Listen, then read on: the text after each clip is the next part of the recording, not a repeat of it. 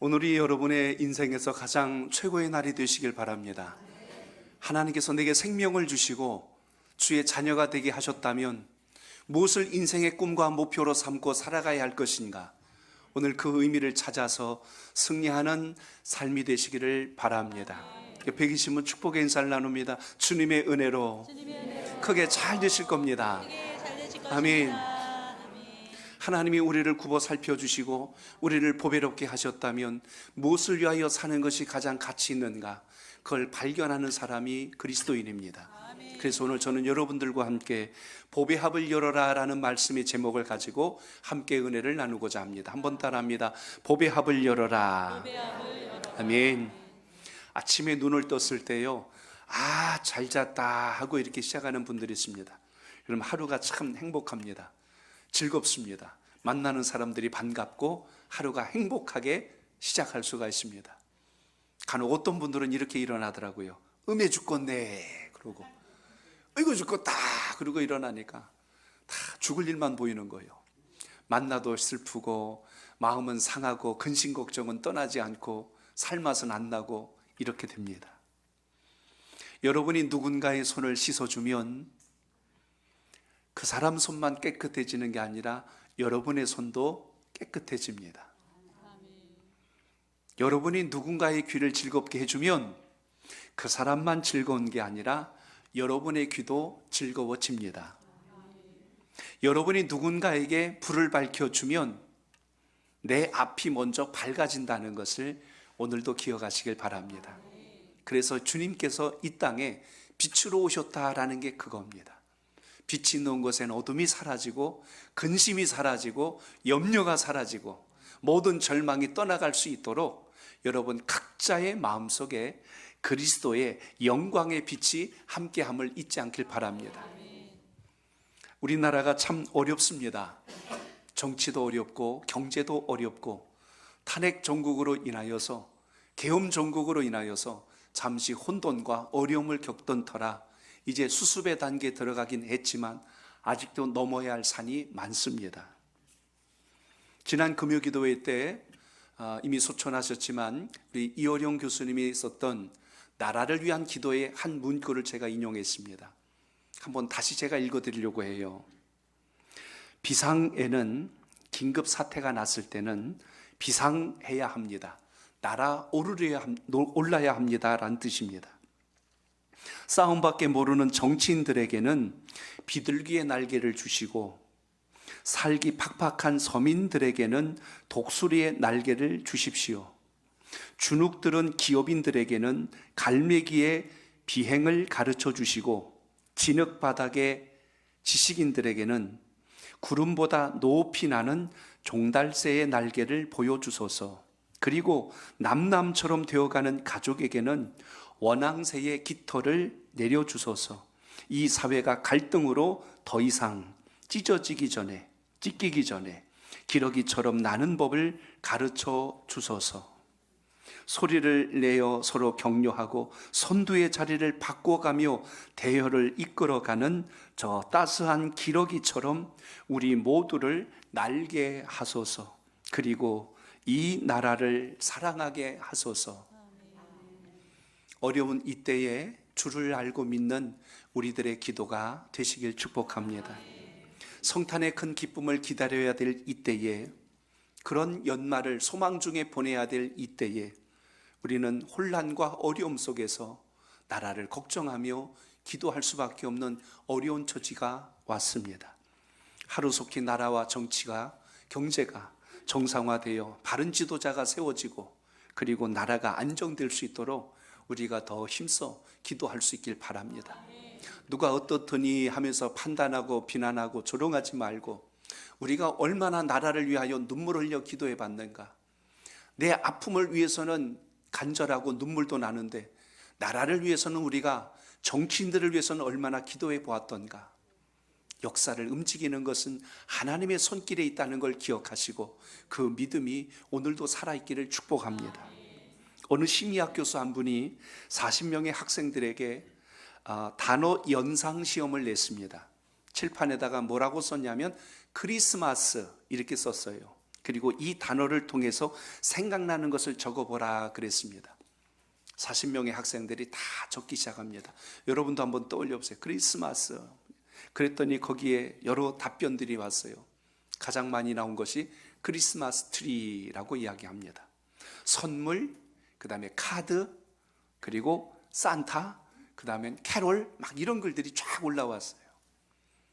근데 그 많은 학생들 가운데 예수님께서 태어나신 날이라고 쓴 사람이 한 명도 없었던 거예요. 가만히 놓고 보니까 성탄이라고 하는 건 예수님께서 태어나신 그 날을 기념하고 기뻐하고 감격하는 날이 되어야 되는데 주님은 그 자리에 없어요. 서로 음식을 나누고 서로 안부를 묻고 서로 축하하고 그렇게 교제하면서 그날을 보내는 것을 성탄절쯤으로 생각하는 사회적 풍토가 자꾸 일어나는 것을 봅니다. 예수님은 온데간데 없어요. 생일의 주인공은 없고 다른 사람들이 서로 좋아해, 서로 즐거워해.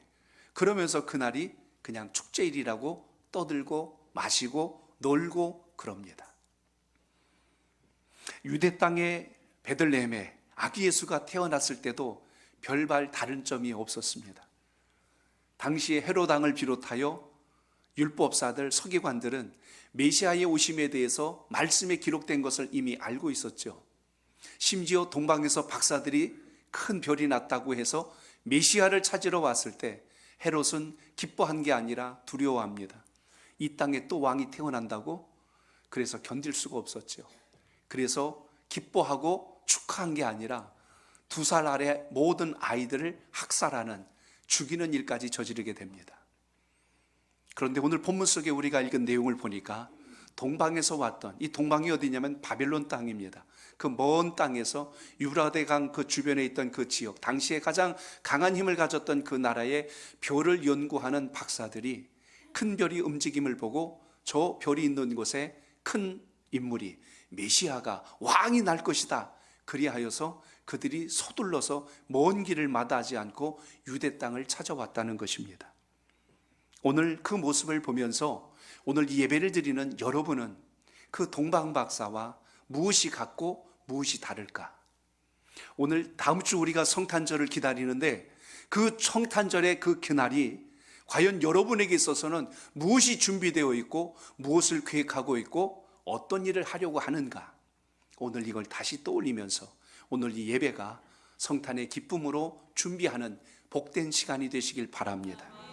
오늘 본문 10절에 보니까 큰 별이 움직이자 그것을 본 동방의 박사들의 표현이 나옵니다. 우리 10절을 읽어볼까요? 시작. 그들이 별을 보고 매우 크게 기뻐하다. 아멘. 저를 따라합니다. 예수님을 만남이 가장 큰 기쁨입니다. 가장 큰 기쁨입니다. 여러분이 평생을 살아오면서 가장 기뻤던 순간이 언제였습니까? 다양할 수가 있어요. 무슨 선물을 받았은 것도 있을 거고, 또 뭐 어떤 분은 뭐 로또가 뭐 몇 등 당첨된 게 있을 수도 있고, 뭐 여러 가지 말할 수 있을 겁니다. 근데 가장 먼저 떠올랐던 그것을 한번 되돌아보시기 바랍니다. 내 일생 일대에 예수님을 만난 것이 진정 여러분에게 기쁨이 된 적이 몇 번이나 있었을까? 오늘 본문에 보면 이 동방의 박사들이요, 크게 기뻐하고 기뻐하였대요. 기쁨을 2번이나 연속하여 강조합니다. 이것은 기쁨으로서 느낄 수 있는 가장 최고의 기쁨을 표현한 것이 오늘 여기에 있다는 걸 주목합니다. 여러분의 삶 속의 기쁨이 최상급이 되시기를 바랍니다. 박사들은 그동안 별을 연구하다 보니 전에 볼 수 없었던 가장 크고 광명한 빛을 보았기에 너무나 기뻤던 거예요. 여러분 삶 속에 가장 궁금해하고 답답해하고 힘들어할 때, 길이 보이고 빛이 보이고 답이 보일 때 그 감격스러웠던 것과 비교할 수 없는 최고의 기쁨이 있다면 예수님을 만난 기쁨이 되시기를 바랍니다. 시간이 갈수록 주님 만나는 것이 즐거워져야 되고, 시간이 흐를수록 예수 만난 것이 내 일생의 가장 행복한 순간이 되시기를 축복합니다. 길을 찾지 못하고 헤맬 때 상당히 당황스러울 거예요. 내비게이션도 잘 못 찾고 낯선 길을 가면 굉장히 당황스럽습니다. 근데 누군가 그 길을 잘 알아서 이쪽으로 가면 됩니다 하고 방향을 제시해 주면 얼마나 고마운지 몰라요. 마음의 평안함도 찾아오고 안정이 되찾아지는 것을 경험하게 됩니다. 오늘 유대 왕이요 인류의 죄를 구속하길 메시아, 바로 그분이 오셨는데 그 주님의 오심에 대한 것을 누구보다 기뻐했던 그들은 유대인도 아니었고 택한 백성도 아니었고 그들은 하나님과 전혀 무관했던 사람들임에도 불구하고 주님의 역사에 대한 감격을 가졌다면, 우리는 주님을 알고 믿는다고 하면서 얼마나 예수님 때문에 즐거워하고 행복했던가, 그것을 우리가 돌아보고 점검해야 될 절기가 왔다는 것입니다. 오늘 그러므로 성탄의 가장 큰 기쁨을 통하여 우리에게 잃었던 기쁨과 감격이 다시 일어날 수 있는 소중한 기회가 오늘 주님의 말씀을 통하여 기억하시고 여러분 삶 속에도 함께 나타날 수 있기를 바랍니다. 오늘 말씀 속에 예수님의 탄생을 기뻐했던 그들도 있었지만 지금까지도 유대인들은 예수님을 메시아라고 인정하지를 않아요.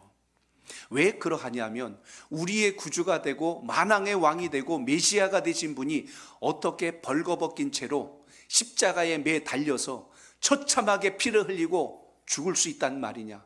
우리의 메시아는 그런 분이 아니다. 그래서 예수님을 인정하지를 않아요.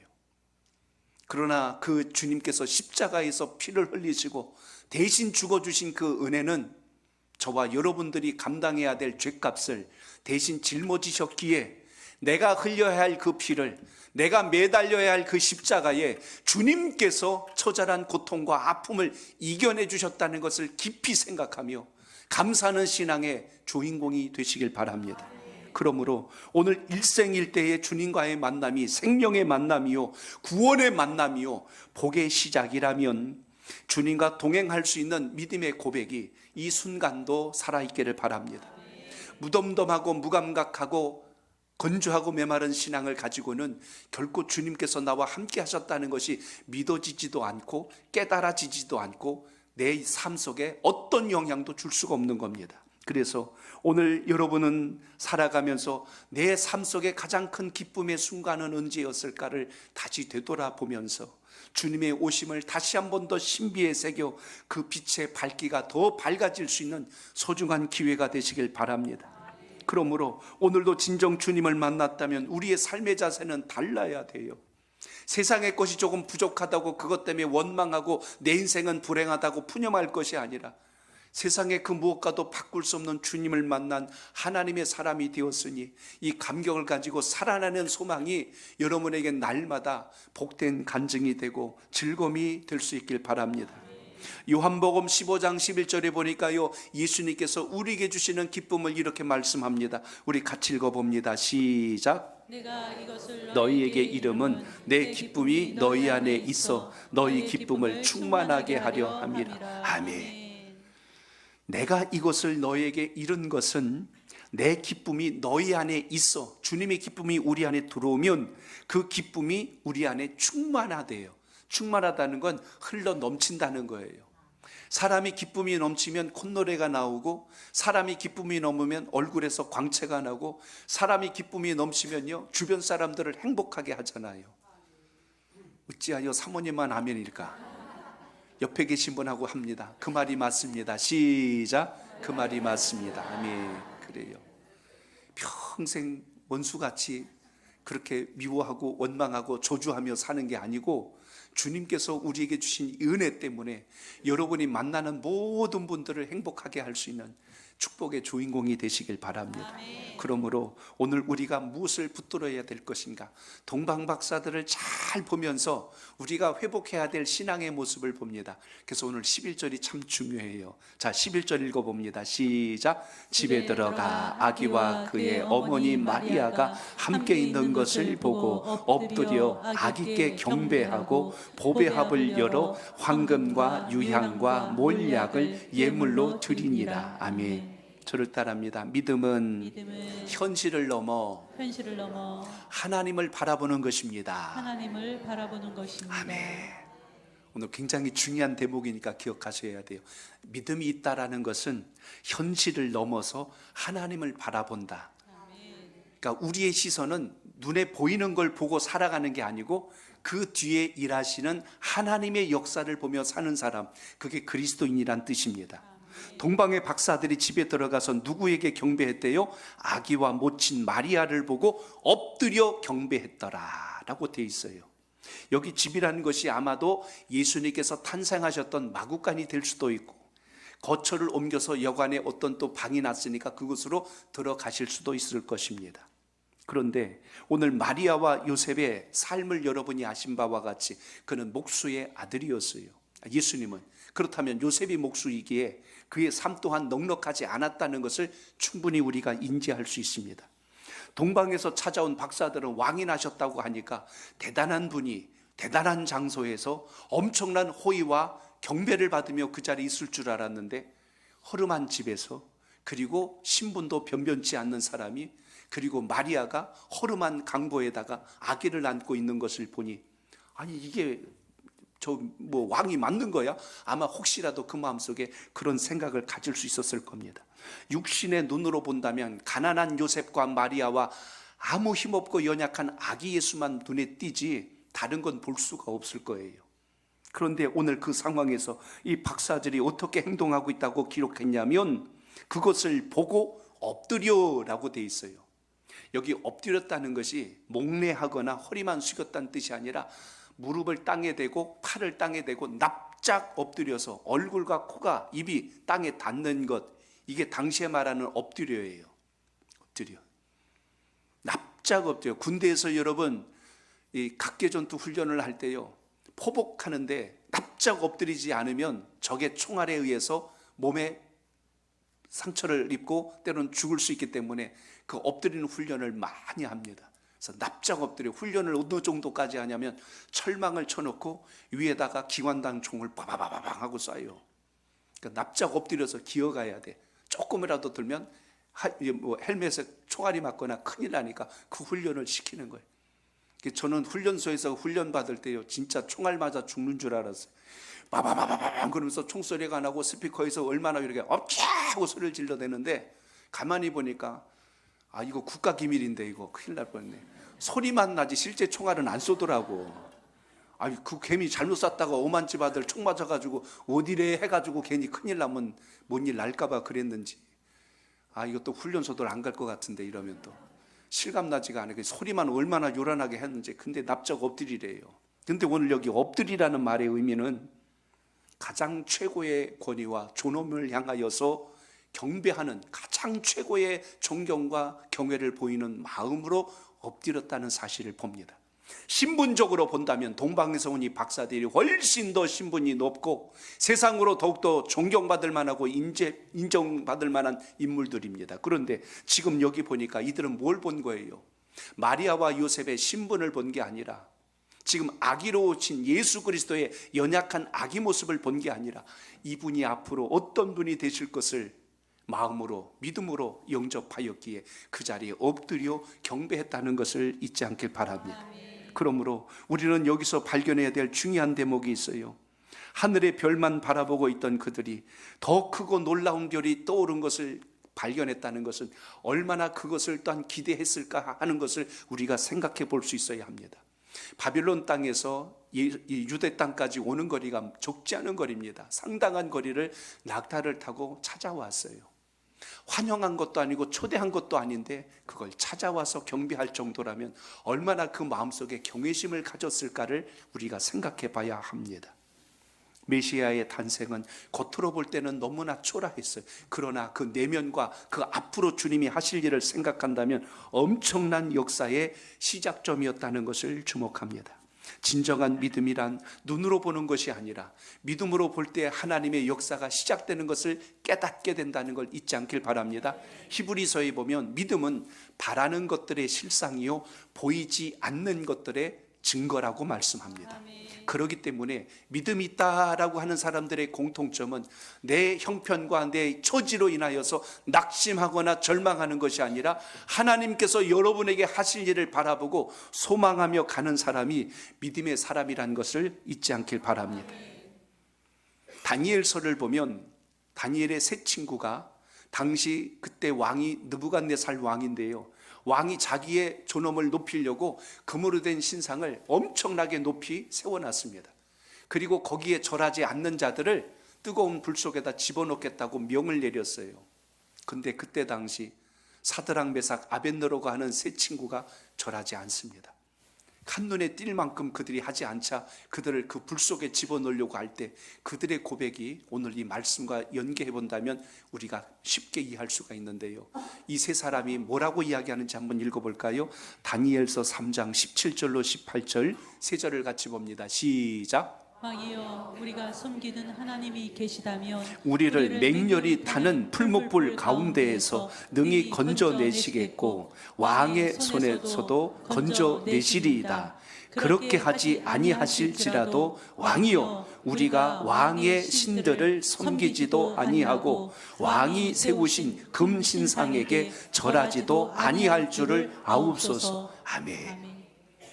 믿음이라고 하는 건 내 눈앞에 있는 불을 보는 게 아니라 그 뒤에서 나를 보호하시고 지켜주실 하나님을 보고 있다는 사실입니다.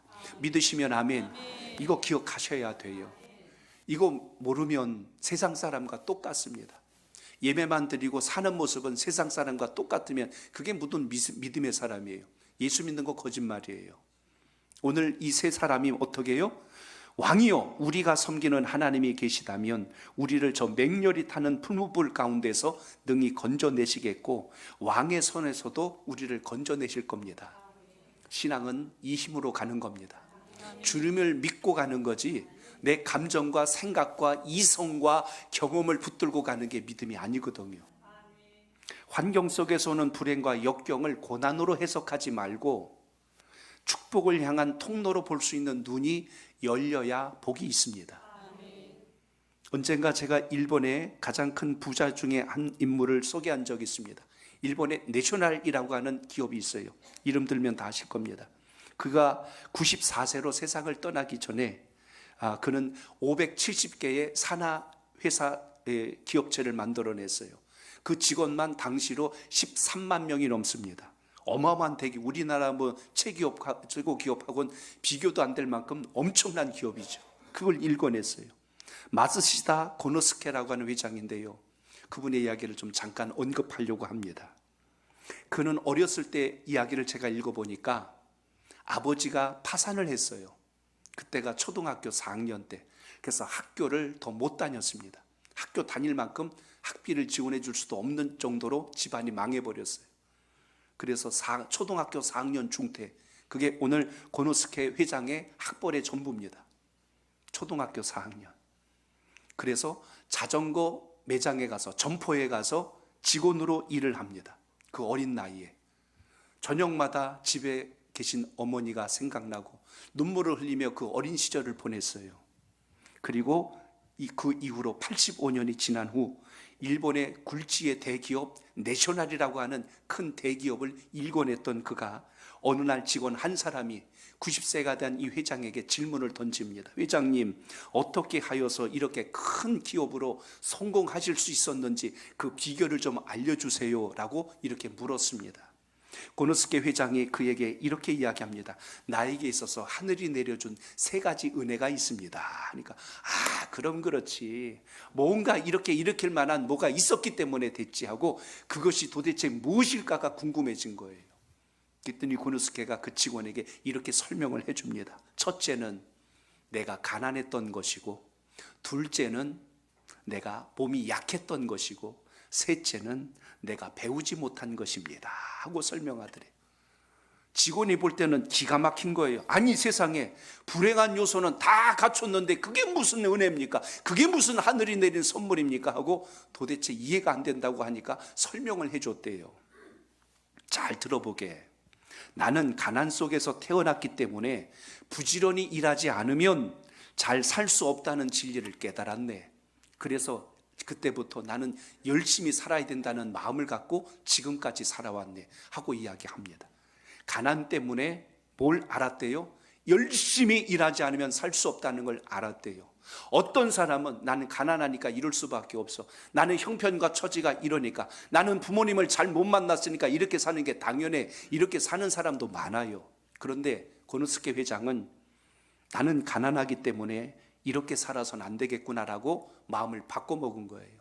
두 번째, 내 몸이 너무나 약하게 태어난 덕분에 나는 일찍부터 몸을 아끼며 건강을 위해서 열심히 운동을 하며 건강을 지켜왔네. 그래서 90이 된 이 나이에도 나는 겨울에 냉수 마찰을 하며 건강 관리를 하고 있다네 하고 이렇게 이야기합니다.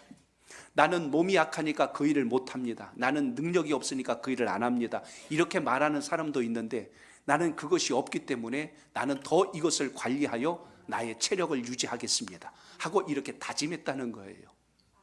제가 서두에 말씀드렸죠. 아침에 일어날 때 잘 잤다 하고 일어나는 사람과 아침에 일어날 때 음에 죽겠네 하고 일어나는 사람하고 해석하는 방향에 따라서 인생에 결정되는 열매도 다를 수밖에 없다는 것입니다. 또 하나, 그리고 나는 초등학교 4학년밖에 못 나왔네. 그래서 나는 이 세상 모든 사람들이 나의 스승이라고 생각하고 배우기를 노력했네. 그래서 나는 많은 지식과 상식을 얻게 되었다네 하고 설명합니다. 나는 배운 게 이거니까 나는 이것밖에 못해 하는 사람도 있고, 그것 때문에 더 열심히 노력을 하고 모든 사람을 나의 스승으로 삼아서 배우려고 애쓰는 사람이 있고, 나는 이 정도면 됐어 하는 사람과 끝까지 배우겠다는 소망을 가진 사람하고 인생의 끝이 결코 같을 수는 없습니다. 오늘 그러므로 오늘 이 예배를 드리시는 성도 여러분, 하늘이 여러분에게 시련을 내려줬다면 그것이 여러분을 망하라고 준 게 아니라 여러분을 보다 더 강하고 높은 곳에 세우시기 위한 하나님의 특별한 섭리란 걸 기억하고 믿음의 결단이 살아있기를 축복합니다.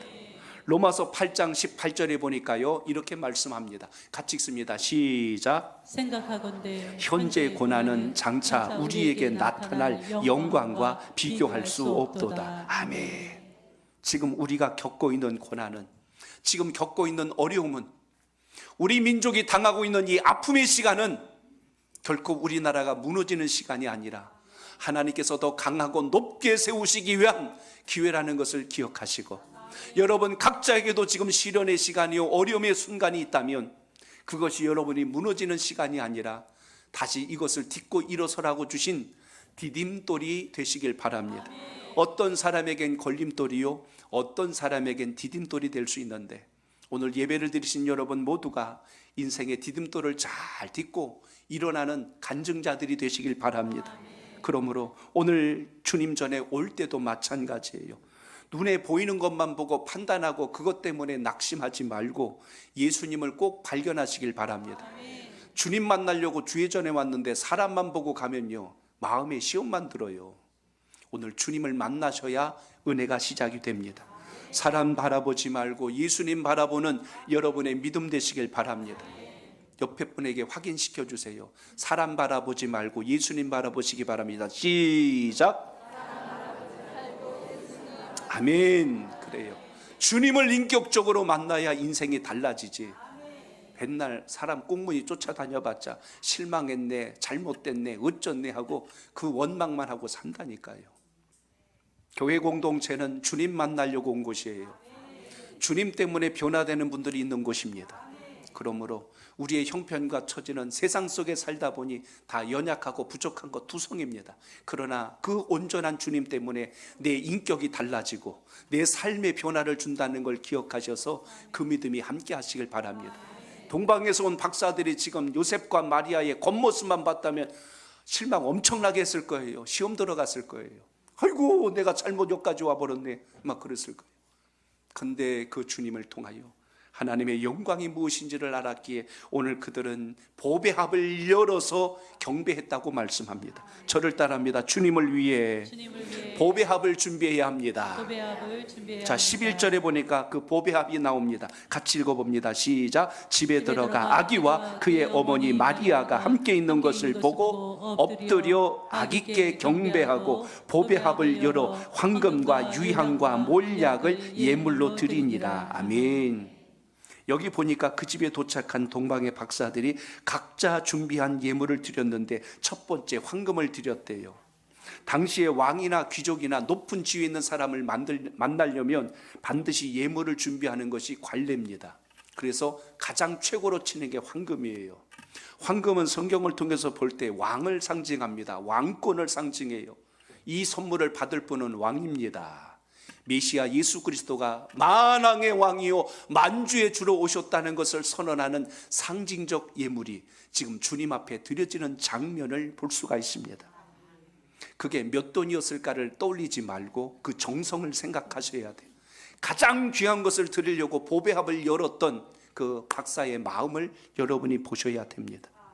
그러므로 여러분이 오늘 예배를 드리면서 나는 주님 앞에 내 인생의 최고의 것을 무엇으로 드리고 있는가를 생각해 보세요. 최고의 시간을 드리는가? 최고의 은사와 재능을 드리고 있는가? 내가 최선을 다하여 하나님께 예물을 심고 있는가? 이 부분에 대해서 우리가 늘 믿음을 점검할 수 있기를 바랍니다. 또 하나가 유향이라고 그랬어요. 이것은 제사장인 예수님께 드리는 예물입니다. 예수님의 신성에 관한 부분이에요. 이분은 하늘로부터 오신 분입니다라는 상징적 의미를 유향을 통해서 우리가 발견합니다. 아마 유향에 대한 정보를 많이 들으신 분들은 아실 거예요. 나무에서 나오는 송진 중에 하나인데 이게 굉장히 고가입니다. 흔치 않기 때문에 이게 향신료기도 한데 약재로 쓰여져요. 언젠가 베트남에 가서 이 유향에 대한 소개를 좀 받았는데 야, 이게 몸에 이렇게 이롭다는 걸 제가 몰랐어요. 항염증 효과가 있고 항산화 작용도 하고 또 하나는 정서적 안정까지 주는데요. 류마티스 관절염, 혈액순환, 염증성 질환에 엄청난 도움을 주는 게 유향이라는 약재입니다. 지금처럼 다양한 약품이 없을 때 이거 하나면 이걸로 치료제를 썼다는 거예요. 심지어 세포 손상을 방지하기 때문에 지금 또 막 인터넷에서 어디서 살까 찾지 말고 지금은 하나님께서 이것을 왜 동방 박사들로부터 예수님께 전달했을까를 보셔야 됩니다. 이것을 통해서 주님이 어떤 분이시라고요? 제사장으로서 하나님의 영광을 올리는 제사장으로서 모든 것을 중간에 섬기는 분의 모습을 오늘 상징하며 유향을 드렸다는 것을 보게 됩니다. 또 하나 몰약을 준비했어요. 방부제입니다. 죽으심을 예비하라는 예물이죠. 주님이 이 땅에 오신 세 가지를 완성하는 예물이 이 안에 다 들어있어요. 왕으로 오신 분, 제사장으로 오신 예수, 그리고 또 하나 죽음을 위하여 오신 예수. 이 땅의 모든 사람들은 살기 위하여 태어납니다. 성공하기 위하여 삽니다. 출세하기 위하여 태어났어요. 근데 예수님은 죽기 위하여 이 땅에 오셨습니다. 목숨을 내주시고 우리를 살리시려고 오신 분이 예수 그리스도. 주님의 이 십자가의 사랑을 다시 기억하며 하나님을 기쁘시게 하는 예배자가 되시기를 주의 이름으로 축복합니다. 동방미손 박사들은 흔한 걸 드린 게 아니에요. 가장 최고의 것으로 가장 귀한 것으로 주님께 드렸다는 이야기입니다. 여러분이 드리는 모든 예배가 최고의 예배가 되시길 바랍니다. 하나님께 헌신하고 봉사하는 여러분의 각자의 자리가 최고의 헌신이 되시길 바랍니다. 할 거 없어서 이거 하는 게 아니라 하나님 제게 주신 이 은사를 통하여 하나님께 영광을 올립니다. 이 마음이 주님이 받으실 만한 보배합을 여는 여러분의 신앙이 될 줄로 믿습니다. 하나님께 예물을 심어도 마찬가지예요. 하나님께 심을 수 있는 최고의 헌신과 섬김의 마음이 여러분 속에 있기를 바랍니다. 주님을 위한다는 마음이 인색하고 또 그것으로 인하여 계산하고 저울질하는 신앙 속에서 어찌 주의 역사가 시작될까? 제가 헌금 많이 하세요 이 말한 거 아닙니다. 잘 들으셔야 돼요. 다른 데 쓸 때는 생각 없고 계산하지 않고 아낌없이 보배합을 여는데 주님을 향해서는 여러분의 시간을, 능력을, 재물을 여는 데는 상당히 인색하거나 계산적일 때가 많습니다. 우리 교회는 헌금 바구니 돌리지 않아요. 자원하는 마음으로 하나님께 기쁨으로 드리라는 뜻입니다. 어떤 교회에서는 그래요. 아니 그렇게 하면 헌금 액수가 줄지 않아요 그래요. 감사한 것은 오늘 이제 3부 예배 끝나고 공동회 하겠지만 올 1년 우리 선목교회 작년에 세운 예산 넘어서 적자나지 않고 하나님이 할 만큼 사업하는데 전혀 불편하지 않도록 하나님이 역사하신 것을 기억하시길 바랍니다. 그러므로 주머니를 억지로 쥐어 짜낸다고 헌금이 아니라는 거예요. 하나님 앞에 기쁨과 감사와 차원으로 섬기는 은혜가 있기를 바랍니다. 헌금을 하지 않는 사람은요 바구니가 아니라 항아리를 돌려도 꿈쩍 안 해요. 절대 안 합니다. 먹고 입고 쓰는 돈은 있어도 헌금할 돈만 없어요. 그렇게 살아가는 분들도 있어요 물론. 그런데 어떤 교회에서 헌금 시간에 헌금 바구니가 돌아가니까 지갑에서 꺼내는 게 1,000원짜리를 꺼내려고 했는데 그 뒤에 심사임당이 있는데 잘못 집어가지고 그걸 끄집어냈어. 어떻게 됐을까요? 얼굴이 하얗게 변하더니 손을 부들부들 떨면서 쥐가 나가지고 진땀을 흘리고 있어요. 그렇게 드린 헌금을 하나님이 기뻐하셨을까? 못 드리고 하나님도 안 받으세요. 하나님이 무슨 가난하신 분도 아니고 여러분 구걸하시는 분 아니에요. 오늘 동방의 박사들이 뭐 보상을 바라고 이거 가져왔나요? 아니잖아요. 드릴 수 있는 최고의 것을 경배하기 위하여, 높이고 올리기 위하여 그 마음으로 섬겼다면 우리가 신앙하는 모든 모습은 감사로부터 출발하시길 바랍니다. 이렇게 했으니 주님 이렇게 주셔야 돼요. 거래하지 말고 하나님 앞에 주님 저를 이렇게, 우리 가정을, 우리 자녀들을, 그리고 제가 하나님의 사람으로 이렇게 살아갈 수 있도록 은혜 주셔서 감사합니다. 이 감사로 출발하는 것 속에서 주님의 역사와 은혜가 시작됨을 오늘도 기억하시길 바랍니다. 이거 잃어버리니까 우리가 주님 앞에 인색한 사람들이 돼요. 자, 저를 따라합니다. 헌금을 드릴 땐 저를 따라합니다. 기쁨으로, 감사함으로, 자원함으로. 하나님이 그만 모르실까요? 여러분의 생업을, 여러분의 물건을, 여러분이 해야 될 그 길을, 사람을 붙여주시고 물건을 붙여주시고 환경을 뒤집어 엎는 역사는 하나님의 역사 안에 있다는 걸 잊지 않길 바랍니다. 여러분이 계산하는 거 하나님 모르실까요? 하나님은 우리의 앞길을 하시는 분인데, 믿음을 뭐라고 그랬어요? 현실을 넘어서 하나님이 하시는 일을 보는 게 믿음이라면 하나님은 여러분을 통해서 더 크고 놀라운 일을 시작하시는 분임을 믿고 소망 중에 예배할 수 있는 은혜가 있기를 바랍니다. 말씀을 준비하다 제가 미가서 전에 수요예배 때 강의한 건데 거기 6장 6절로 8절에 이 말씀이 참 오늘 본문과 연계되어서 참 귀했어요. 자, 한번 우리 읽어봅니다. 시작. 내가 무엇을 가지고 여호와 앞에 나아가며 높으신 하나님께 경배할까? 내가 번제물로 1년 된 송아지를 가지고 그 앞에 나아갈까? 여호와께서 천천의 순양이나 만만의 강물 같은 기름을 기뻐하실까? 내 허물을 위하여 내 맏아들을, 내 영혼의 죄를 말미암아 내 몸의 열매를 드릴까? 사람아, 주께서 선한 것이 무엇임을 내게 보이셨나니 여호와께서 내게 구하는 주시는 것을 오직 정의를 행하며 인자를 사랑하며 겸손하게 내 하나님과 함께 행하는 것이 아니냐. 아멘. 마음도 없고 동행도 하지 않고 신뢰도 하지 않는 것에서 주님께 봉사하고 헌신하고 충성하는 것이 얼마나 불편할까.